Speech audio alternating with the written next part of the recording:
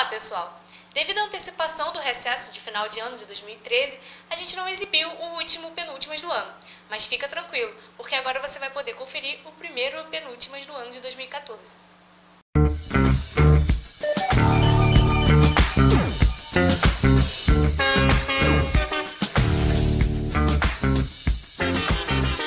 Olá! Está começando o último penúltimas do ano, seu programa de entrevistas e debates aqui da TV UERJ Online. Hoje contamos com a presença do Luiz Ramiro. Olá. Tudo bem? Muito obrigada pela presença. Ele é professor de Sociologia e mestrando do IESP.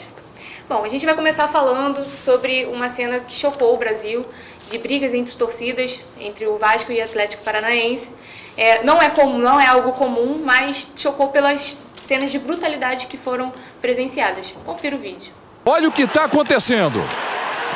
Dramática essa situação desse torcedor. Dramática a situação do torcedor. E parece que já desmaiado. Já sem sentido ali o torcedor. Horrível, horrível. Horrível que estamos presenciando. Confesso que nunca passei por isso. Nunca passei por isso. E bom, baseado nisso, o Penúltimas traz hoje o tema violência urbana e violência nos estádios. Para começar, professor, eu queria te perguntar se é papel da polícia fazer a segurança desses eventos privados, como os jogos de futebol, por exemplo.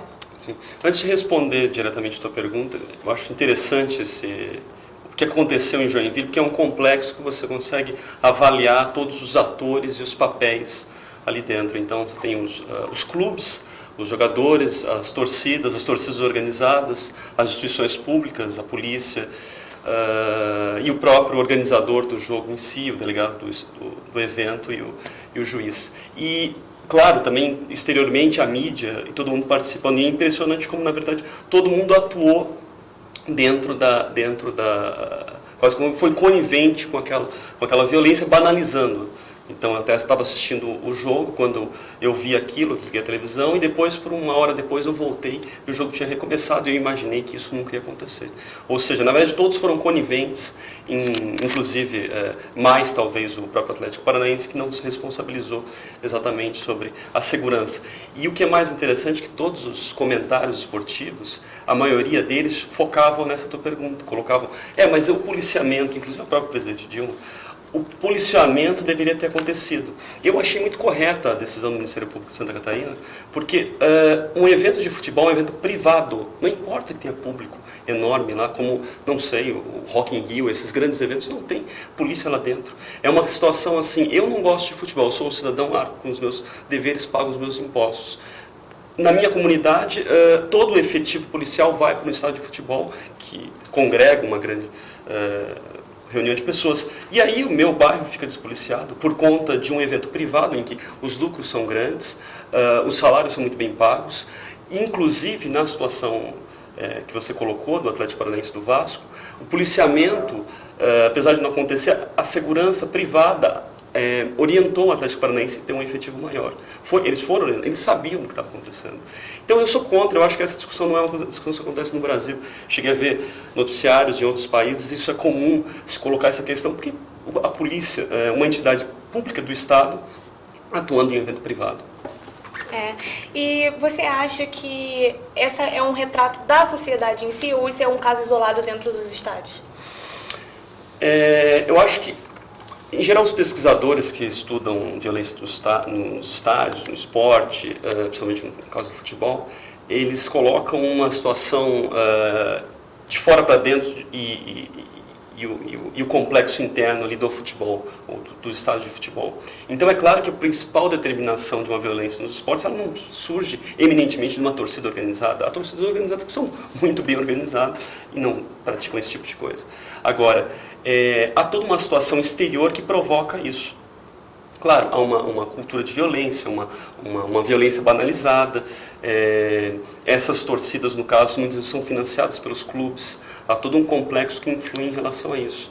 Então, é claro que há uma determinação de fora para dentro do meio social. Então, se a gente for pegar quais são as causas da violência, ou o que gera, o que aumenta a situação de violência urbana, ela tem os mesmos sustentáculos que a violência nos esportes. Impunidade, uma malemolência da lei, um sentimento de que as instituições não funcionam, então uma reincidência impressionante. O Atlético Paranaense estava cumprindo uma penalização por estar jogando em Joinville. Joinville é uma cidade próxima de Curitiba, mas não é Curitiba. Ou seja, na verdade é uma reincidência aquilo ali. Eles não puniram efetivamente como os torcedores que mataram o menino lá na Bolívia voltaram a estar atuando em estádios dentro da Fiel do Corinthians na briga contra os vascaínos em Brasília. Ou seja, os problemas dessa sociedade, da violência urbana, elas se repetem dentro dos estádios. A gente vê um efeito, quase como um espelho naquela situação menor ali, que ela é abrangente no nosso cotidiano. E, bom, uma última pergunta. Você acha de que maneira essa violência urbana pode influenciar nas sociabilidades? Olha, a partir de um viés psicológico, psiquiátrico, há muitas doenças que já estão sendo averiguadas, assim, que acontecem em decorrência dos problemas da violência, né? Alguém que sofreu traumas, etc. Então, tem histerias, pânicos, tudo isso já são efeitos já dessa violência urbana. E há quase um medo de sair de casa, um medo do público. Isso é um fenômeno. Então, claro, as pessoas vão se tornando mais individualistas, mais privadas. Esse é um grande drama, né? O que eu vejo é que tem um ponto interessante, que essa violência no Brasil, violência urbana no Brasil, que também não é só urbana, ela já começou a se espraiar para outros cantos, é um fenômeno meio recente. Recente que eu digo uns 30, 40 anos, porque sempre houve violência. O fato da violência é um negócio comum em todas as sociedades, mas qual o significado que ela tem em uma sociedade é diferente, qual a dimensão que ela tem. O problema é hoje que ela tem uma dimensão quase total. Então, e as pessoas vão buscar soluções nos lugares às vezes mais problemáticos, porque as instituições de segurança pública não funcionam de modo geral. Então as pessoas vão procurar, sei lá, botar processo em todo mundo, ou no judiciário, ou se isso repercute numa doença, vou procurar na medicina. Então há uma medicinização da sociedade, uma judicialização da sociedade. O médico se torna um semideus, o jurista se torna um semideus. E, na verdade, a gente perde a noção do todo, da complexidade desse fator, que cada um tem a sua parte de solução e a sua parte de culpa. Mas é preciso avaliar que é um fenômeno que está crescendo. O número de mortos no Brasil por violência, 50 mil mortos, são números arrasadores. Assim. Então a gente não pode banalizar isso. Esse é o problema.